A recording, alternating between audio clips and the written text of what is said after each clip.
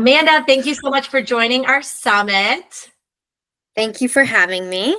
I was looking at your questions and your background, and I think you're going to have a lot of really interesting information to share with our listeners. So just to get started, can you share about yourself? What's your background? What do you do? And what will you be speaking about? Yes, my name is Amanda Stone. You might know me as the Holistic Mama on TikTok Shop and TikTok, not just the shop, but now I have these double pages because the shop is just so prominent. But I started out as an integrative health practitioner, just sharing my knowledge and everything that I know about the way that the body works in a really simple way that people could easily digest, no pun intended, and learn from. Sort of like, I know people are looking for this information and I felt like they were really hungry for it. So I just started producing tons of content and that's really taken off. I love it. I know there's so much good information out there, but having someone give it to you in a digestible format can be so valuable because otherwise, if you Google and ChatGPT and all these articles, it can be really overwhelming. So I'm sure people love that. Yeah, exactly.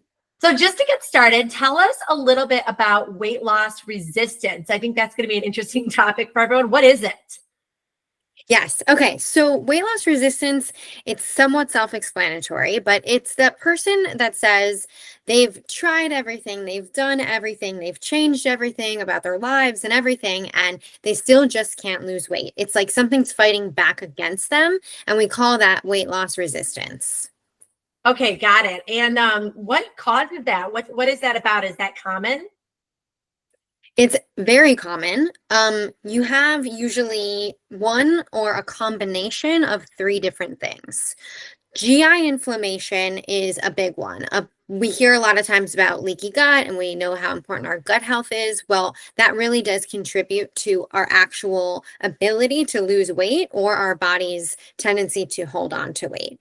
The other is hormone imbalances. And that's a huge one. But the thing about hormone imbalances is it doesn't start there.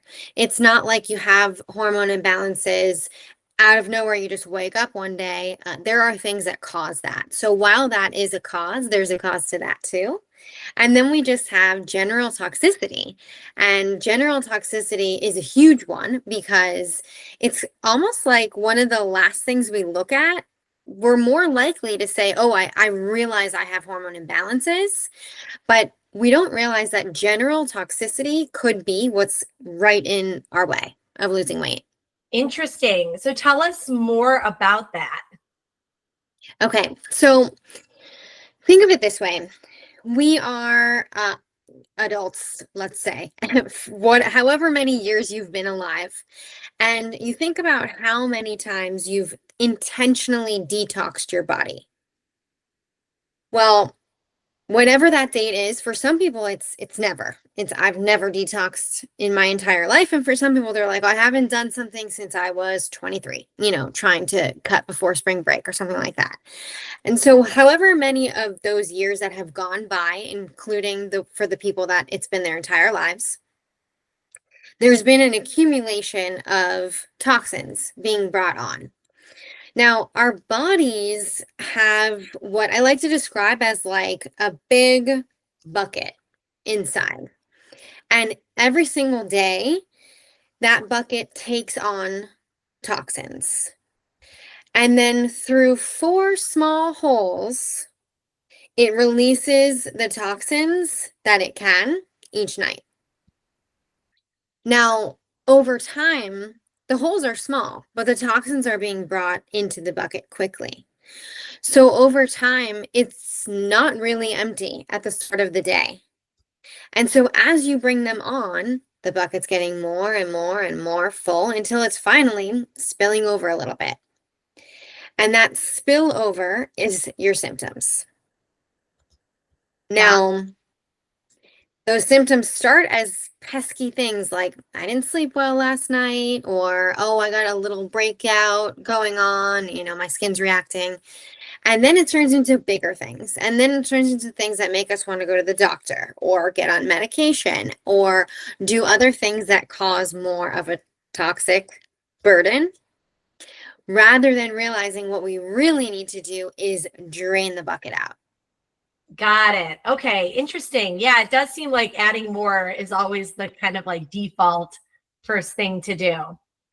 Exactly. Even in the world of supplements, even what should I be taking instead Yeah, of what do I actually really need to get rid of?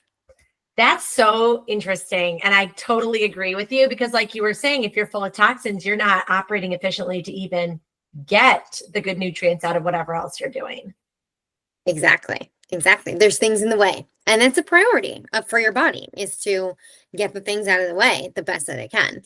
So tell us about that. I assume this is like a detox process that you're talking about. Yeah, absolutely. Well, I think that the next part that's also important to know is that your body, when as it pertains to weight, and that's what we're talking about here, you think to yourself like your body's turning against you when it's gaining weight. In reality, that's your body functioning so well and really protecting you because when we have all of these toxins floating around in all of our systems, they're no longer contained to the gut. And that goes back to the gut health issue, also contributing to weight loss resistance. But so they're floating all around. One of the best things that your body can do is wrap a little bubble around these foreign things and deposit it into fat cells. So Interesting. now we're putting on weight to protect us from our own things that are in our body. That is so interesting. So if you have a lot of toxins, your body might actually produce fat or use fat to store it away. Yes. Because Ugh. it's like, that's a good way to say, well, we don't want this in the bloodstream. Well, the liver's busy. They can't do that. We don't want to overload completely the gallbladder. So, everything's shot. Let's just wrap some fat around it and deposit it somewhere where where it's out of the way.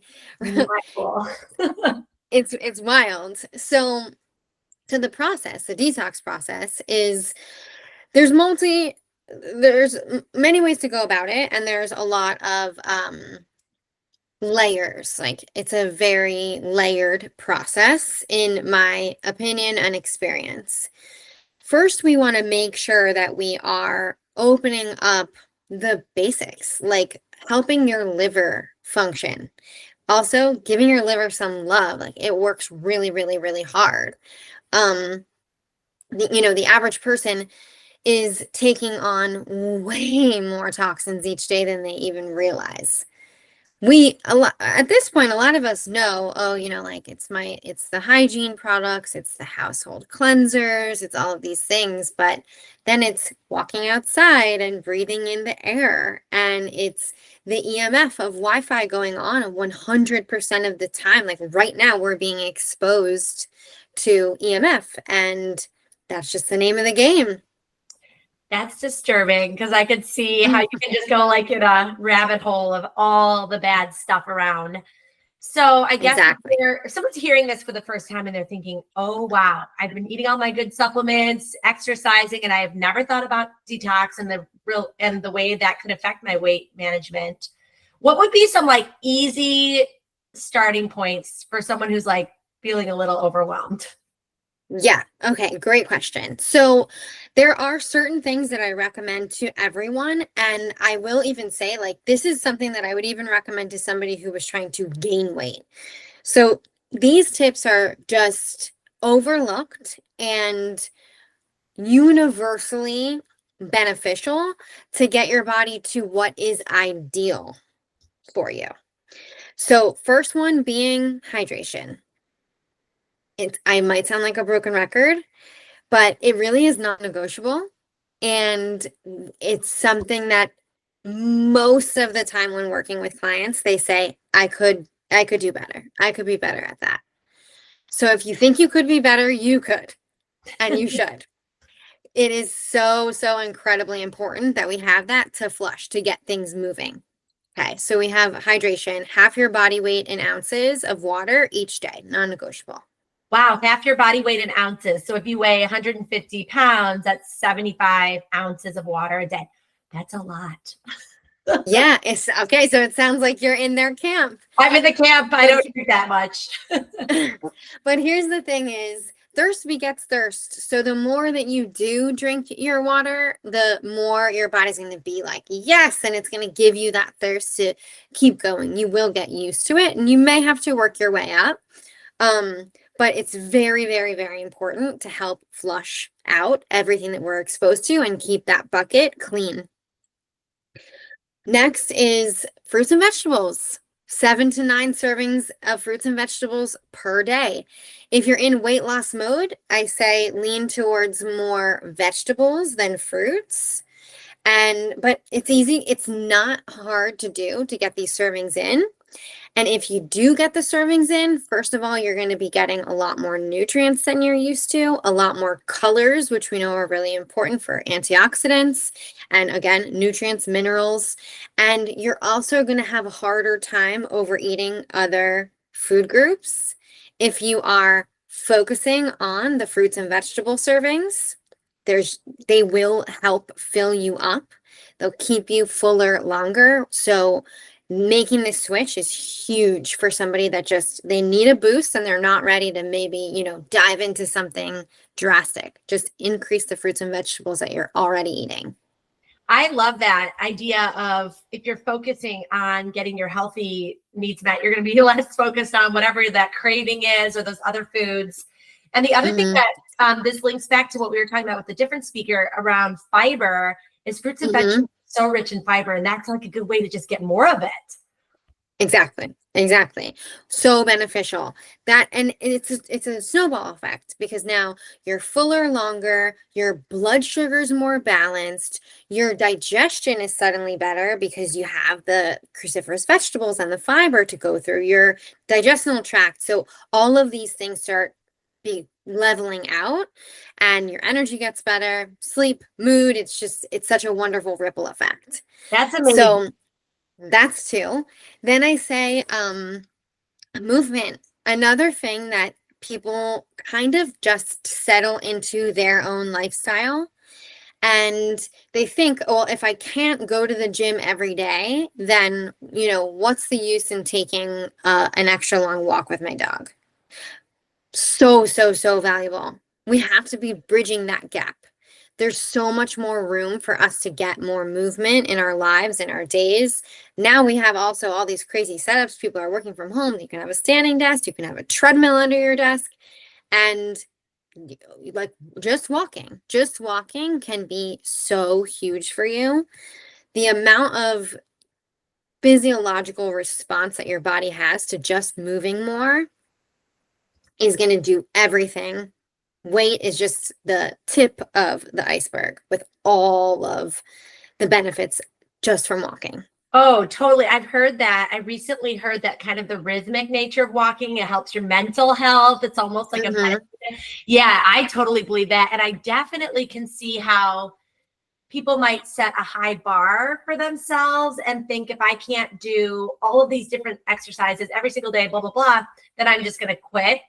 But it's better to do something. It's sort of like with food, right? It's like, well, if I can't do this super crazy strict diet, then I'm just going to eat whatever. It's like, no, try, do something small. Yeah, exactly.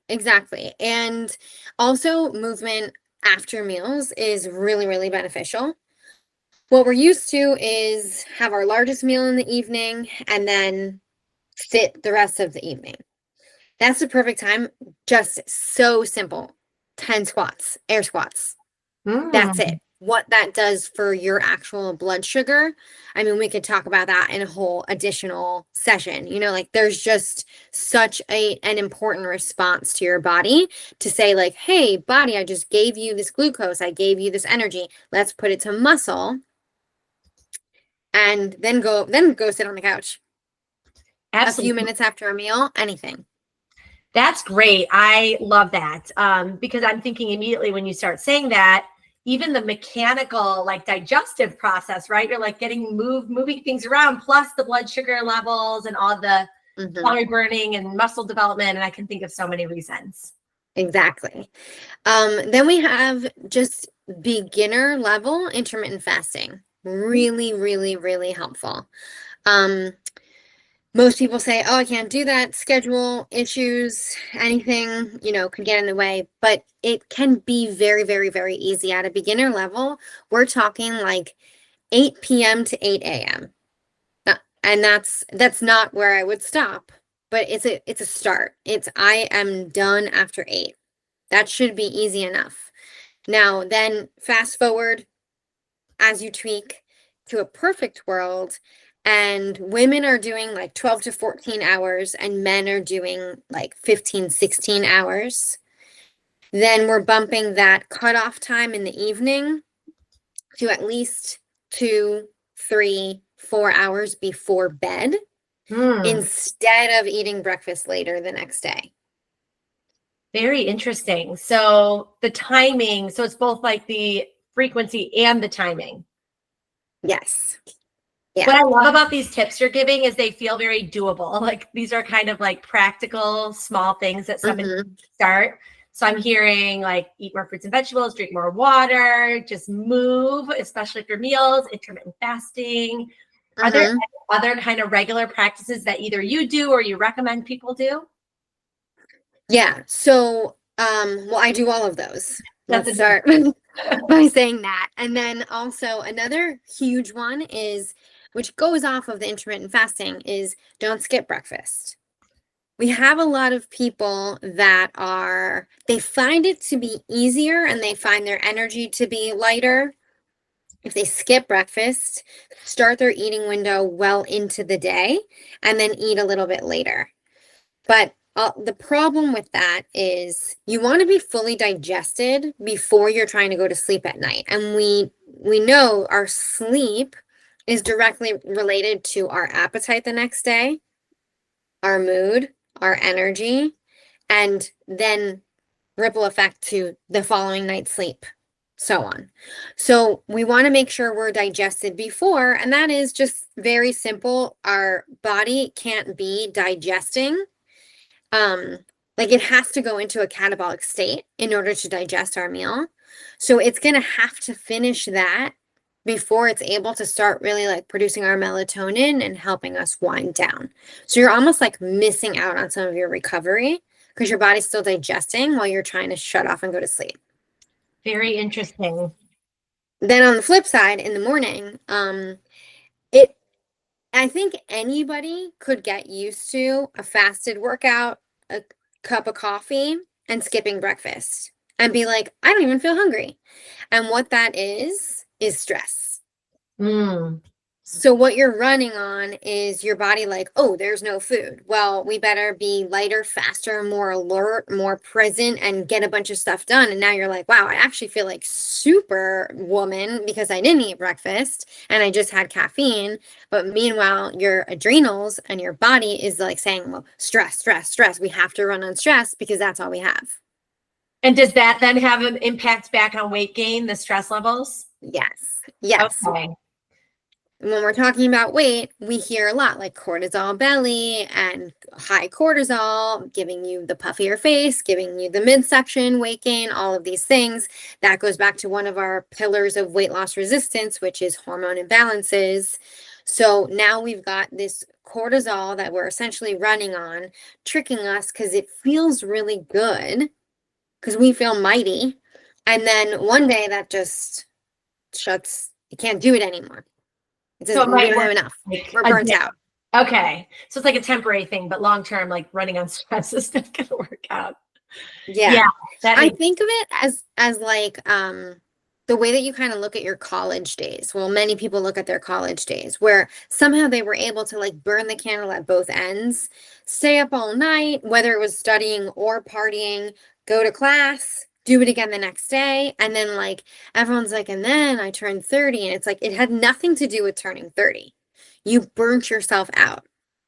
Yeah. Some people burn out at 24. Some people, it takes them till they're 35, or it takes them until they have a kid or move time zones or something. But that is like, that is the result of that burnout. It feels good in the moment and you feel really invincible. And then the body just doesn't have it anymore. That makes a lot of sense. So it's not sustainable. And I think a theme that's coming out of our summit that it seems like you're really on board with too is this kind of sustainable approach. So instead of like doing something crazy or wild or out there, fighting against your body or torturing yourself or whatever, if you want sustainable weight management or sustainable health, do things that feel good, that you can do regularly, that aren't biting off too much. Yeah, exactly. Exactly. Very sustainable, all of these practices. And then I think that the last one, which I've been doing now for many, many years, is liquid before lunch. Oh, I'm a big fan when in weight loss mode or in digestive strengthening mode, having a shake for breakfast or a smoothie. ah, It's a really good way to save your body from that digestive process. This is helpful, especially for people that have like, traditional work days where they felt so good not eating breakfast because they weren't being bogged down by digestion either in the morning. So when I say eat breakfast, I don't mean like pancakes and bacon and then try to get through your emails at your desk. But if you have this nutrient dense shake with good fats and a little carb and maybe even some fruits and vegetables like some spinach and blueberries in there, that with water and whatever else, your supplements and your cup of coffee, if that's what you do, that is a way to not bog yourself down, to really, really nourish your body first thing. And then you start having solids at lunch, where you're a little bit more awake, your digestive process is ready to go, and you can digest more like proteins that are solid, animal proteins, so on. I love that. That's so catchy too. It's easy to remember for lunch. Yeah, We're yeah. huge fans of smoothies here at Vitaminies. A lot of our really great best customers tell us that they like to dump a Vitaminies into their smoothie. And so I know Delicious. part of the summit, we're doing a fiber-rich smoothie recipes with beans. A Vitaminies Gut Health adds 5 grams, flax seeds, whatever. So kind of like touching on some of the other things. Yeah, and just, you can put so many good things in there. And I know for me, I have 4 kids, 11 and under, and they don't always want to eat all the good foods, but if you put it in a smoothie, they don't even realize they're eating kale. Yeah. Too. I do the same thing with ice pop molds. Ooh, yes. So I'm really just freezing a smoothie. Yeah. And then making it into a pop form. And that's fun suddenly for my son. Love it. Yes, I love that. Yeah. We do that too. We make the smoothies and then we dump them in the popsicle molds. And then it's like it's tasty treat that's secretly packed with lots of good stuff. Exactly. I love it. So this is awesome. I think one more question on the related to foods and diets. So I think a lot of people, when they think about weight management, immediately jump to diets or food or what am I eating? That's like the place they go. Is weight always directly related to that? And as you're speaking about that, can you talk about dieting? Like, what are your thoughts on dieting? Yeah, so it's a really good question. And the short answer is no, it's not always related. If you think back to the things that could be getting in the way and causing weight loss resistance, huge things are general toxicity and hormone imbalances.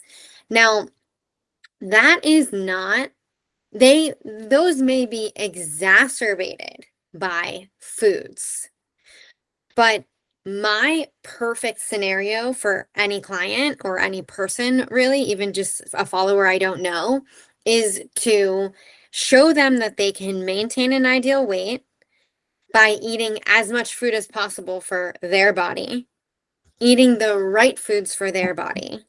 And also, when we think about how much of a role the toxicity really plays, bringing that down to the baseline is often all you needed.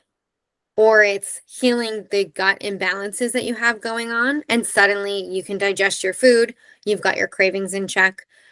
Hormone imbalances, another hormone, insulin, regulating your insulin, and suddenly no cravings, no weight issues. So it's not always food. Food is what most people think, oh, well, if I want to make a change, I have to radically change my diet. And either that's not an option for them, that does not feel doable, or they say, I've already done that and it didn't work. And Mhm. that's where we start having a conversation about weight loss resistance. So the reason why food comes up first is because it's one of the easiest things that we can control, Yeah. what we're putting in our body. So that's a huge category for us. But the goal is that on the tail end or on the other side of this work of healing and getting yourself to the ideal weight is you'll be able to eat eat your things and figure out how many times a week can I indulge? How far apart do my indulgences need to be? Is indulging with dairy really worth it if it truly destroys me? Or can I just indulge with something else? That it's exploratory when you really get down to it. Sometimes, some people, gluten is just, they're like, I don't want to go back. Feel so much better without it. That's not going to be something that I have even from time to time because it just doesn't feel worth it. But can't give up my dairy and sugar. So they have it, and they have it as often as they want and need. And it all regulates. Yeah, I love that. Diets. Trade-offs, right? It's just trade-offs. Exactly, exactly. It's finding the balance that works for you. And if there was one way to do it, we'd all know it by now. Like, this is the age of information. I think we'd all know, oh, well, this is really the truly only way. But we're complex individuals, and you have to play around. Yeah, no, I love that. It's just like to our conversation earlier. It's more about sustainability and practicality and sensibility than it is like craziness. Exactly, exactly. And like, so part of your question was like, what do I think about diets? Well, when we talk about some of the more trendy diets these days, like people ask me constantly, what do you think about a vegan diet? What do you think about the carnivore diet? What I think is when you make radical changes like that, your body will usually respond positively. Usually, there's usually things that you are replenishing that you haven't had for a really long time. Some vitamins, some minerals, some nutrients that were low. You made this drastic change, and now your body's like, awesome. Like, we're going to kind of make everything work better for a little bit. And then that stops. Yeah. And if you are somebody who's just like, you're into it, you're so super, you want to try this, it sounds good, your friends are doing it, your workout buddies are doing it, okay, try it. Do anything 30, 60, 90 days max. Then you need to really look back and say, what of that actually really worked for me? Because you can't do that forever. Yeah. You can't do these things forever. So what if that actually really worked? Was having more animal protein at lunch? Did it just feel so good, but I know I don't really need it at dinner? Or was like did the vegan diet feel really good, but only when the veggies were cooked and the raw veggies kind of gave you a little upset? Like, you got to look back and be like, what actually works for me? Because no one is just meant to just live forever on one of these extreme diets. Our Totally. bodies are not built like that. There's not. Yeah, absolutely. I love that. And it's just so practical. Test Yeah. somewhere, try something out. That's honestly, that's a lot what starting a business has been like for me is Hmm. follow your gut, what makes sense, don't do anything crazy, and then tweak and learn and what works and what doesn't. And I think it's a great approach to life.